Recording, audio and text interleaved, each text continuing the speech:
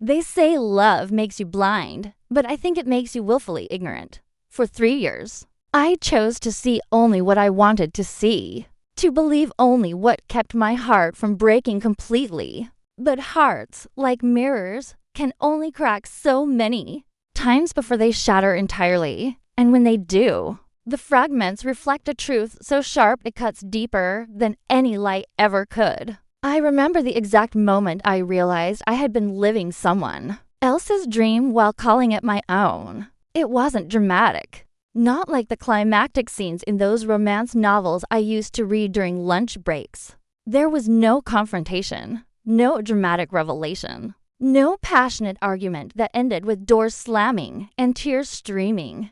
It was quiet, almost mundane in its devastation. I was sitting at my desk, staring at an email that should have been the culmination of everything I had worked for, everything I had sacrificed, everything I had believed in. Instead, it was a rejection letter dressed in corporate politeness, apologizing for not selecting me for the promotion I had been promised for over a year. The position went to her, to Mika, the woman whose name I had heard whispered in phone calls my husband thought I couldn't hear, whose perfume lingered on his shirts when he came home late from what he claimed were client meetings, whose laughter echoed from his phone when he thought I was asleep, the woman who had been at the company for less than 6 months, who had no experience in our department, who smiled at me with practiced innocence every morning while stealing pieces of my life when I wasn't looking.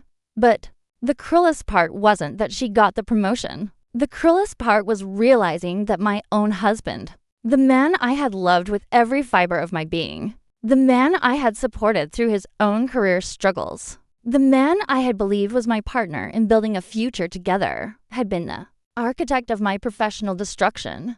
He hadn't just failed to support me. He had actively worked against me, sabotaging my chances, whispering poison in the right ears, all to clear a path for the woman who had captured not just his heart, but apparently his loyalty in ways I never could. The numbness that followed wasn't like anything I had ever experienced. It wasn't sadness, exactly, though sadness was certainly part of it. It wasn't anger, though fury burned somewhere deep in my chest like a coal that wouldn't extinguish. It was something else entirely, something that felt like waking up from a dream only to realize you had been sleepwalking through your own life. Every memory became suspect. Every moment of happiness tainted with the knowledge that it had been built on lies. Every kiss, every whispered endearment, every shared glance across a crowded room, every promise of forever, all of it suddenly felt like performance art.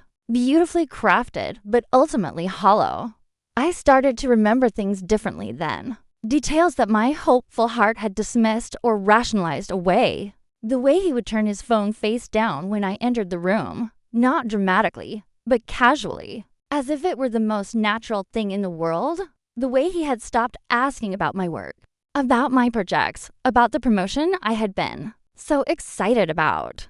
I had told myself he was just distracted by his own career pressures, that his lack of interest was temporary, that successful couples sometimes went through phases where they were more focused on individual goals than shared ones. How naive I had been. How desperately, pathetically naive. I remembered the company parties where he would disappear for long stretches, claiming to network, but always somehow ending up in conversations with her. I remembered the way his face would light up when she laughed, a brightness I hadn't seen when he looked at me in months. I remembered the projects that had mysteriously been reassigned away from me, the meetings I hadn't been invited to, the decisions that had been made without my input despite my seniority and expertise. Most painfully, I remembered the night I had confided in him about my fears that I was being overlooked for the promotion, how I had worried that my work wasn't being recognized,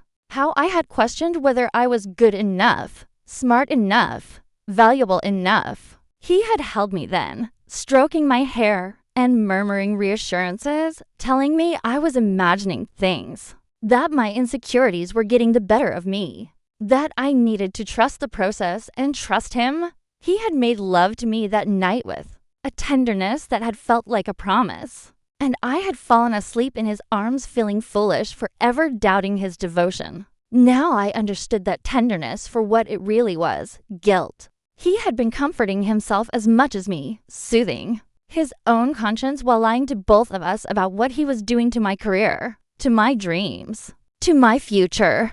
Every reassurance had been a betrayal wrapped in silk. Every kiss a distraction from the knife he was slowly sliding between my ribs. The discovery of the truth came in pieces, like a puzzle I hadn't known I was solving. First, the rejection email. Then, a conversation I accidentally overheard between two colleagues, discussing how strange it was that someone with Mika's limited experience had been chosen over candidates who were clearly more qualified. Then, the suspicious look the department head gave me when I congratulated Mika on her promotion, as if he was waiting for me to react, to cause a scene, to reveal that I knew something I shouldn't know. But the final piece, the one that made the whole horrible picture clear, came from my husband himself. He had been careless, perhaps because he thought I was too trusting, too in love, too dependent on him to ever question his loyalty. I found the text messages by accident when his phone rang while he was in the shower, and I reached for it thinking it might be an emergency. The screen lit up with a preview of their conversation, and I saw my name in a context that made my blood turn to ice. She had been worried, apparently, that I was getting suspicious.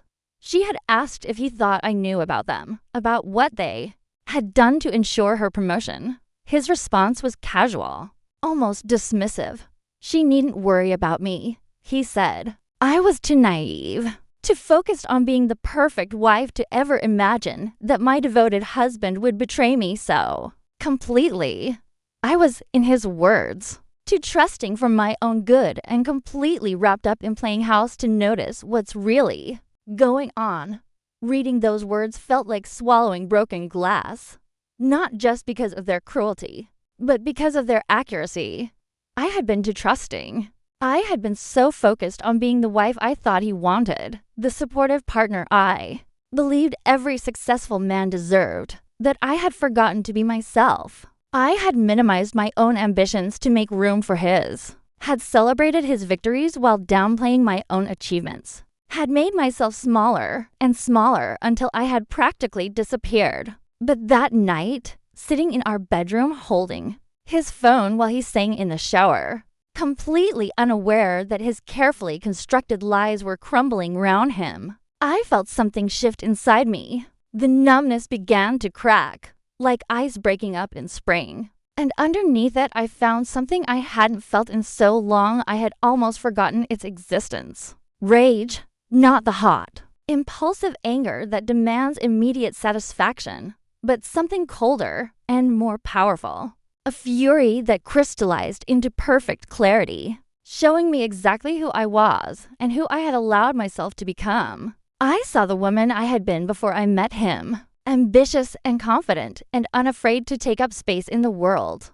I saw the compromises I had made, the dreams I had deferred, the parts of myself I had amputated to fit into the shape of wife he seemed to want.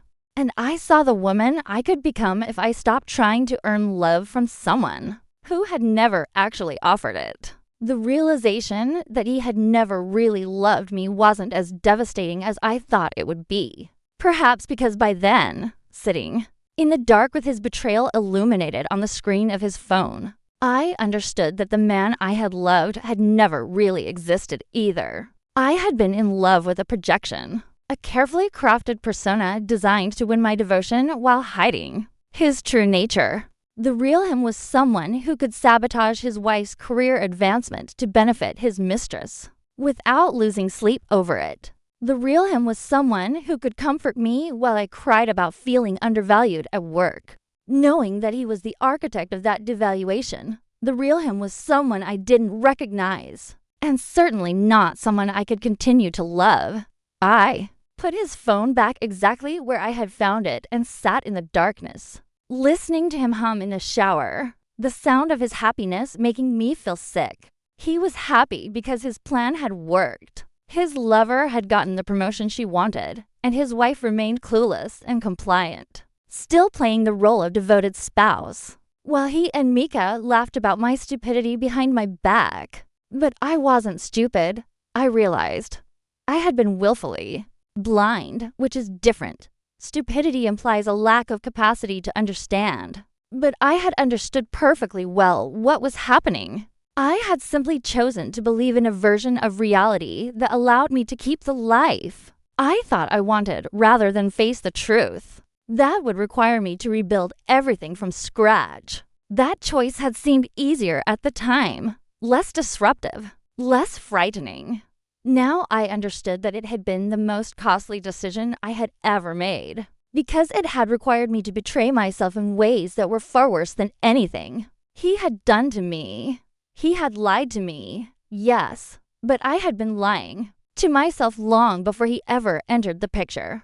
The next few days passed in a strange sort of suspended animation. I went to work, smiled at Mika when she thanked me for being so gracious about her promotion, attended meetings where decisions were made about projects I would have been leading. If not for my husband's interference, I came home and cooked dinner, asked about his day, listened to him complain about work stress while knowing that his biggest recent challenge had been covering his tracks well enough to keep me from discovering his betrayal. But inside, I was planning, not revenge. Exactly, though I won't pretend the thought didn't cross my mind. What I was planning was much more radical, and I suspected, much more devastating to him than any dramatic confrontation could be. I was planning my disappearance from his life, so complete and final that he would understand, perhaps for the first time, exactly what he had lost. I had learned something about myself in those dark days of discovery. I was not the kind of person who made scenes. I was not someone who threw things or screamed accusations or demanded explanations. That would only result in more lies. I was someone who, when hurt deeply enough, became very still and very quiet and very thorough. I started with the practical things, opening my own bank account when he didn't know about, and slowly transferring money from our joint savings. Not all of it, not even half, because I wasn't interested in stealing from him the way he had stolen from me, but enough to give me options, enough to ensure that when I left, I wouldn't be trapped by financial dependence or forced to return out of necessity. I researched apartments, not in our city where I might run into him or Mika or any of the colleagues who had watched my professional assassination without warning me, but in a place where I could start over completely, somewhere with opportunities in my field, somewhere I could rebuild not just my career, but my entire sense of self. I began reaching out to contacts in other companies, other cities, testing the waters without committing to anything. I was surprised to discover how much my reputation had preceded me, how many people knew my work and respected my expertise. The professional network I had built over the years was still there, still valuable, still mine in ways that my marriage and my current job had never truly been. Each small step toward independence felt like waking up from a dream I hadn't realized I was having. The woman who had been willing to make herself smaller to accommodate her husband's ego was being replaced by someone I recognized from before, someone who had gotten lost along the way but had never really disappeared. I also began paying attention to the details of their affair in a way I hadn't before. Not out of masochistic curiosity, but with the clinical detachment of someone gathering information. I noticed the patterns. When he stayed late at work, when he claimed to have client dinners, when he was unusually attentive to me afterward as if trying to assuage his guilt. I noticed that Mika had begun wearing jewelry I hadn't seen before, that she had new confidence in meetings, that she looked at me sometimes with what I now recognized as pity. The pity was almost worse than the betrayal itself. It meant she saw me as pathetic, as a woman so desperate to maintain her illusions that she would ignore obvious signs of her husband's infidelity. It meant their affair had an element of sport to it, a game where the entertainment value came partly from seeing how long they could fool the naive wife, But I was no longer naive, and I was no longer playing their game by their rules. The hardest part wasn't planning my escape. It was continuing to act the part of the devoted wife while I did it. Coming home each evening and preparing dinner, asking about his day, listening to his complaints and offering sympathy, making love to him when he initiated it because any change in behavior might alert him to my evolving state of mind. I became an actress in my own life, playing a role I had once believed was authentic. The performance was exhausting, but it was also educational. I learned that I was much stronger than I had given myself credit for, much more capable of strategic thinking and long-term planning than my recent history of self-diminishment had suggested. I learned that love, real love, shouldn't require you to pretend to be someone you're not, and that a relationship built on one person's willingness to be consistently deceived isn't actually a relationship at all. Most importantly, I learned that the woman I had been before I met him was still there, waiting to be rediscovered and reclaimed. 3 months after finding those text messages, I had everything in place. A new job in a new city, an apartment I had secured sight unseen but researched thoroughly, a plan for extracting myself from our shared life with minimal drama and maximum finality. I had even written a letter, though I debated whether to leave it at all. In the end, I decided that some explanation was necessary, not for his sake, but for my own sense of closure. The letter was short, factual, and devoid of the emotional appeals I might have made months earlier. I told him I knew about the affair, about his sabotage of my career, about the contempt he and Mika had shown for my intelligence and my feelings. I told him I was leaving, that I had already left by the time he read the letter, and that I had no interest in explanations, apologies, or reconciliation attempts. Most importantly, I told him that I was grateful that he had shown me who he really was before I wasted any more years of my life trying to earn love from someone incapable of giving it. Grateful that his betrayal had forced me to rediscover parts of myself I had forgotten existed. Grateful that his cruelty had ultimately been an act of liberation, freeing me from a marriage that had been slowly suffocating my spirit. I left the letter on the kitchen counter, next to his coffee maker, where I knew he would find it first thing in the morning. By then, I was already 3 hours away, driving toward a new life with a sense of lightness I hadn't felt in years. The first few weeks in my new city were challenging in ways I had expected, and liberating in ways I hadn't anticipated. The practical adjustments were difficult, learning new routes, establishing routines, building professional relationships from scratch. But the emotional freedom was intoxicating. For the first time in years, I could make decisions based solely on what I wanted, what I needed, what felt right for me. I rented a small apartment with large windows and filled it with plants, something I had always wanted to do but hadn't because he claimed to be allergic. I bought artwork that spoke to me rather than pieces that matched our existing decor. I cooked meals I enjoyed rather than meals designed to please his preferences. Small things, perhaps, but each one felt like a radical act of self-determination. My new job was everything I had hoped it would be: challenging, respectful of my expertise, full of opportunities for growth and advancement. My colleagues treated me as an equal, valued my input, included me in important decisions. For the first time in months, I remembered what it felt like to be professionally fulfilled, to use my skills and intelligence in ways that mattered. But the real transformation was more subtle and more profound. I began to remember who I was when I wasn't trying to be someone else's idea of the perfect wife. I was funnier than I had allowed myself to be, more opinionated, more willing to take up space in conversations and in rooms. I had interests and enthusiasms that had nothing to do with supporting someone else's dreams. I had my own dreams, some of which I had abandoned so long ago. I had to rediscover them like archaeological artifacts buried in the sediment of years of self-neglect. I joined a hiking group and remembered my love of being outdoors.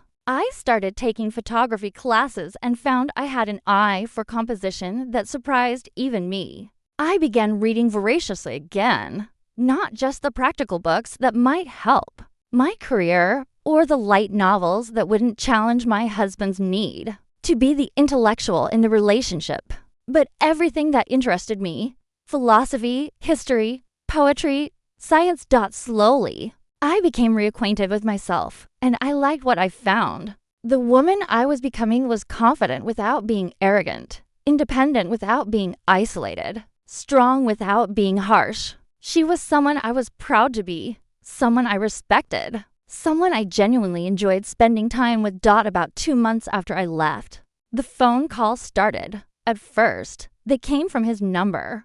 Calls I didn't answer and voicemails I deleted without listening to. Then they came from numbers I didn't recognize. Numbers that I suspected belonged to mutual friends recruited to serve as intermediaries. I blocked them all without hesitation. Then came the emails to my personal account. To my work account, messages that started with apologies and escalated to accusations. Then to pleas. Then to threats of self-harm if I didn't at least acknowledge his attempts to communicate. I read the first few, then realized they were designed to manipulate me back into the relationship by appealing to my sympathy and my sense of responsibility for his emotional well-being. I forwarded them to a folder I created specifically for that purpose and ignored them completely. His emotional state was no longer my responsibility, if it ever truly had been.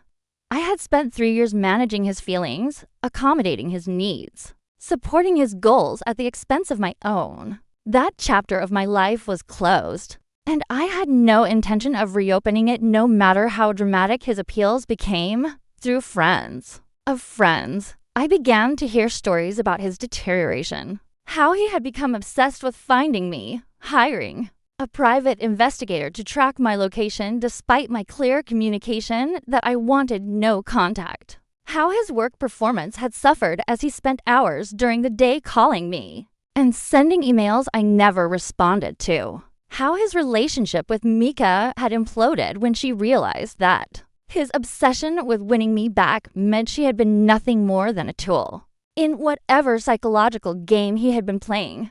Apparently, losing me had made him understand, for the first time, what he had actually had and what he had thrown away. The promotion he had secured from Mika meant nothing to him now that it had cost him his marriage. The affair that had seemed exciting when it was secret and forbidden became hollow and meaningless when it was his only relationship. He had gotten everything he thought he wanted, and discovered that none of it mattered without the stability and devotion I had provided. But that realization had come too late, and it had come at too high a cost.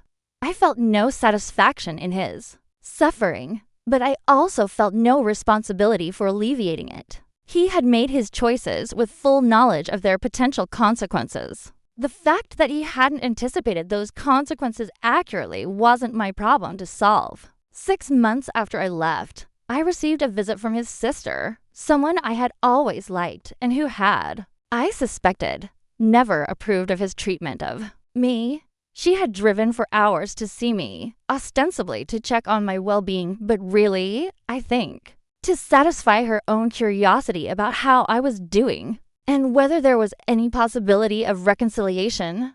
I invited her for coffee, curious myself about what she might have to say. She looked tired, stressed in the way that people do when they're managing someone else's crisis. She told me that he was in therapy, that he had quit his job, that he was talking about relocating to find me despite the fact that I had made it clear I wanted no contact. She also told me that Mika had been fired from the company after an investigation revealed the circumstances of her promotion, that several other employees had come forward with stories of favoritism and inappropriate relationships that had been overlooked as long as they were discreet. The professional consequences had been severe for both of them, and Mika had apparently blamed him entirely for destroying her career along with his marriage. But what struck me most about the conversation was his sister's obvious confusion about my calmness, my apparent lack of anger or desire for revenge. She had expected to find me devastated, broken, desperate for information about him, and eager for any opportunity to repair the relationship. Instead, she found someone who had clearly moved on, who spoke about the marriage as a closed chapter rather than an ongoing tragedy. I think she had hoped to find evidence that I was as miserable without him as he was without me, that our separation was harming both of us equally and therefore might be reversible. Instead, she saw someone who had flourished in his absence, who had rediscovered her own identity and was building a life based on her own values and preferences rather than his. She asked, finally, if there was anything he could do to earn forgiveness, any gesture or change or promise that might convince me to give him another chance. I told her, as gently as I could, that forgiveness wasn't the issue.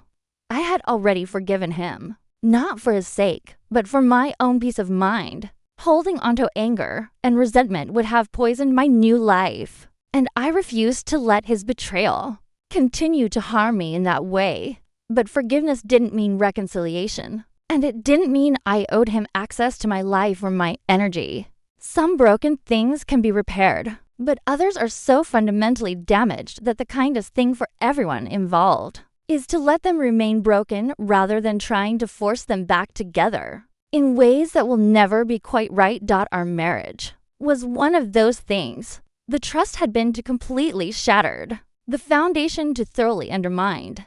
Even if he had become a different person, even if he could guarantee he would never betray me again, too much damage had been done for us to build anything healthy on the ruins of what we had had. More importantly, I no longer wanted to. The woman I had become in his absence was someone I respected and enjoyed being. She deserved a partner who valued her from the beginning, who supported her ambitions rather than sabotaging them, who enhanced her life rather than requiring her to make herself smaller to accommodate his insecurities. I had learned that I could be happy alone, that my worth wasn't dependent on someone else's love or approval, that my dreams and goals were valid whether or not they aligned with a partner's vision for our shared future. These were lessons I wouldn't have learned if I had stayed, compromises I wouldn't have refused to make if I hadn't been forced to confront the reality of what that marriage had cost me. His sister left that day with the understanding that there would be no reconciliation, no dramatic reunion, no happy ending that restored the status quo. I think she was disappointed, but I also think she understood. She had watched her brother take me for granted for years, had probably warned him more than once that his behavior was unsustainable. She knew better than anyone that some consequences are irreversible, that some choices close doors that can never be reopened. A year after I left, I heard through mutual friends that he had moved across the country, apparently hoping to start over somewhere that didn't remind him of our marriage. I felt neither satisfaction nor regret at this news, just a distant sort of acknowledgement that we were both continuing to move forward with our separate lives. By then, I had been promoted at my new job, had developed friendships that were based on genuine connection rather than circumstantial proximity, had begun dating someone who treated me as an equal partner rather than a supporting character in his own story. I had also begun writing, something I had abandoned in college but had rediscovered as a way of processing my experiences and articulating insights that might be helpful to other women facing similar situations. The writing started as a form of therapy, a way of making sense of how I had lost myself so completely and found myself so thoroughly. But it evolved into something larger, an exploration of the ways women are taught to minimize themselves in relationships, to prioritize harmony over authenticity, to mistake self-sacrifice for love. I wrote about the subtle forms of manipulation that are often mistaken for devotion, about the difference between supporting a partner's dreams and abandoning your own, about the importance of maintaining your individual identity even within a committed relationship. I wrote about the courage it takes to leave a situation that looks acceptable from the outside, but is slowly killing your spirit from within.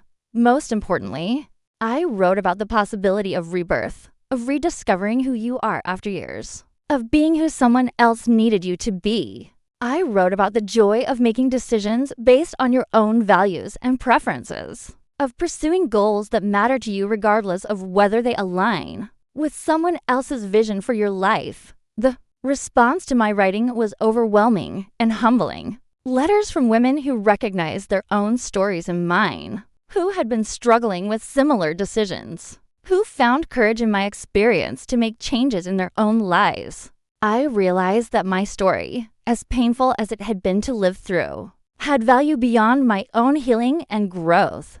I began speaking at events, sharing my insights about professional sabotage in relationships, about the importance of maintaining career independence, about recognizing and responding to emotional manipulation. I discovered that I had a gift for articulating experiences that many women had lived through, but had never been able to fully understand or explain.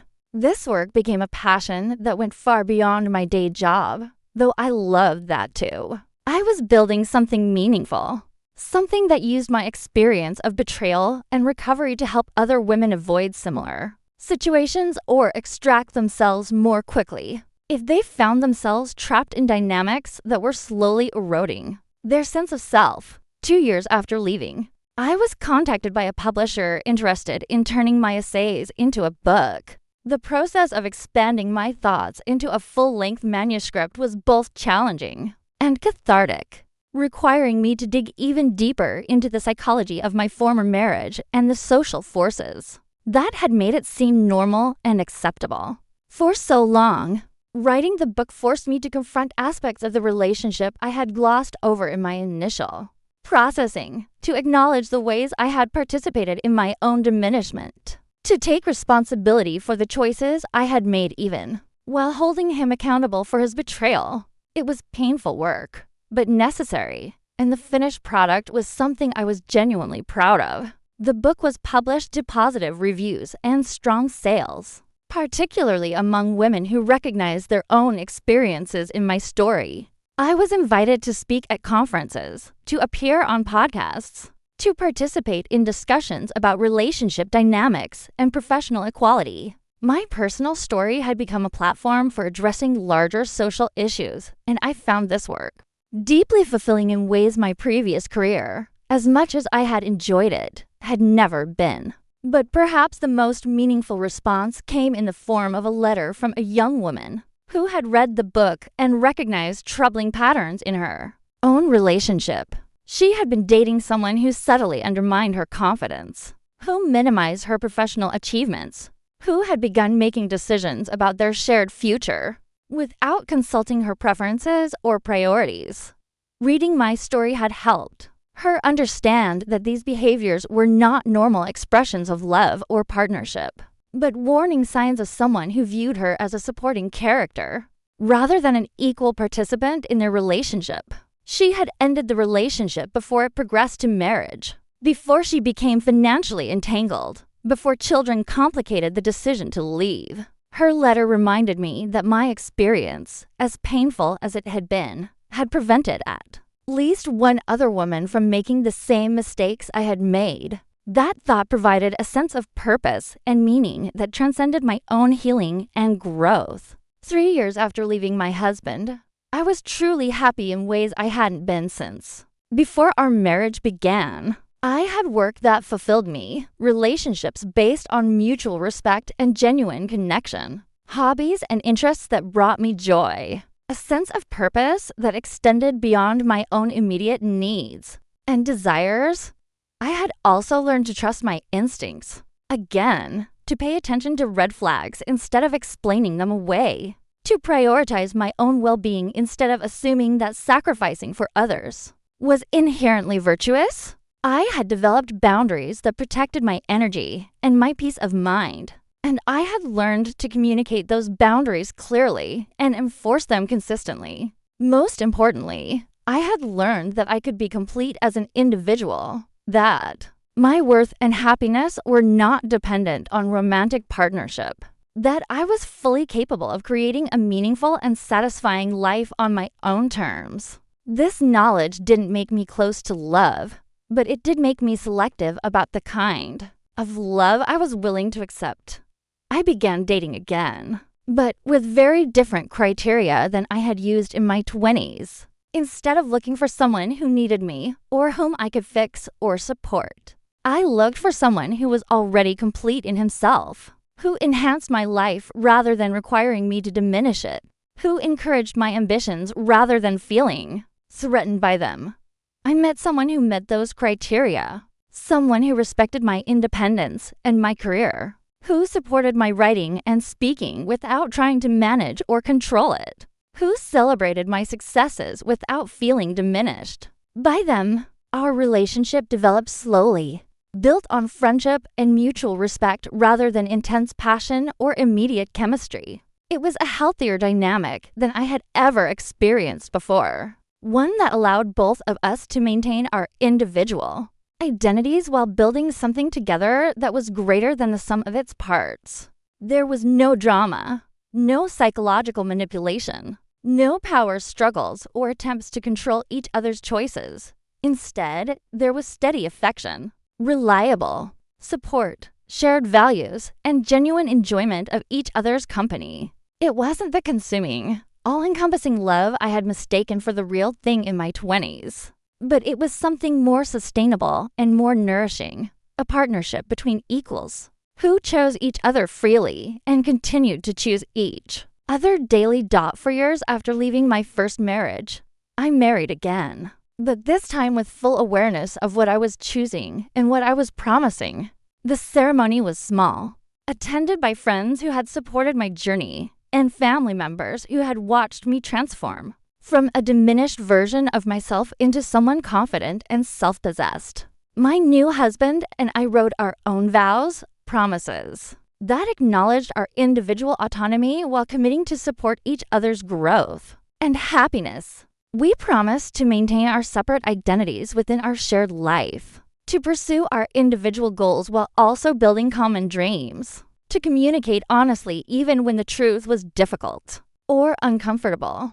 Most importantly, we promised never to ask each other to become smaller, less ambitious, less fully ourselves in order to maintain harmony or accommodate insecurity. We committed to growing together rather than requiring one person to shrink to make room for the other's expansion, standing at the altar, promising to love and honor someone who had never asked me to be anyone other than exactly who I was. I felt a deep gratitude for the painful journey that had brought me to that moment. If my first husband hadn't betrayed me so completely, I might never have learned what I truly needed and deserved in a relationship. If he hadn't forced me to rebuild my life from scratch, I might never have discovered how strong and capable and interesting I was on my own. His betrayal, which had seemed like the end of my story, had actually been the beginning of the most fulfilling chapter of my life. The woman who had been willing to make herself smaller to accommodate his ego was gone, replaced by someone who knew her own worth and refused to accept less than she deserved. 5 years after leaving him, I received news through mutual friends that he had remarried, apparently to someone much younger who reminded people of how I had been when we first met. Eager to please, willing to prioritize his needs over her own, grateful for his attention and approval. I felt neither jealousy nor satisfaction at this information, just a distant hope that he had learned from our failed marriage and would treat his new wife better than he had treated me. But I also felt concern for her, this young woman who was probably making the same mistakes I had made, probably believing that love required self-sacrifice, probably unaware that the man she had married was capable of profound betrayal when it served his interests. I hoped she was stronger than I had been, more aware of the warning signs, less willing to ignore her instincts when they told her something was wrong. I considered reaching out to her, sharing my story as a cautionary tale, but ultimately decided against it. She would need to learn her own lessons in her own time, just as I had. My responsibility was to continue sharing my insights through my writing and speaking, to help women recognize unhealthy patterns before they became entrenched, to provide examples of what was possible when you chose to prioritize your own growth and happiness. Looking back now, I can see that my first marriage was necessary in ways I couldn't have understood at the time. It taught me what I would and wouldn't accept in a relationship, showed me the difference between genuine love and manipulative control, forced me to develop strength and independence I might never have discovered otherwise. More importantly, it gave me a story worth sharing, experiences that could help other women avoid similar pain or extract themselves more quickly if they found themselves in comparable situations. My suffering had been transformed into something meaningful, something that served a purpose beyond my own growth and healing. I sometimes wonder what would have happened if he hadn't betrayed me so completely, if he had been more careful about hiding his affair, if he had been content to sabotage my career without getting caught. Would I have eventually discovered the truth?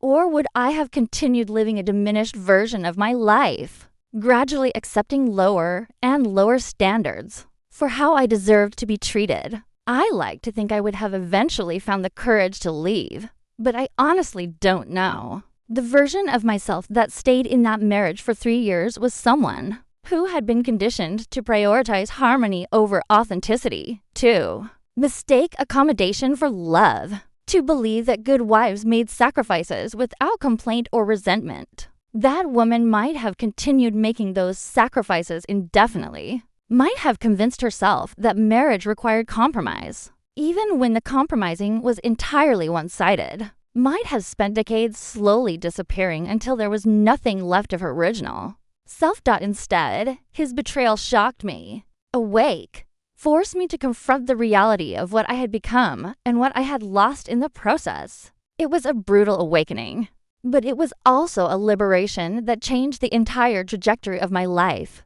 Now, when I speak to women who are struggling with similar decisions, I tell them that sometimes the worst thing that happens to you is actually the best thing that could have happened. Sometimes what feels like destruction is actually reconstruction. What seems like an ending is actually a beginning. What appears to be loss is actually the recovery of something precious you didn't even realize you had misplaced.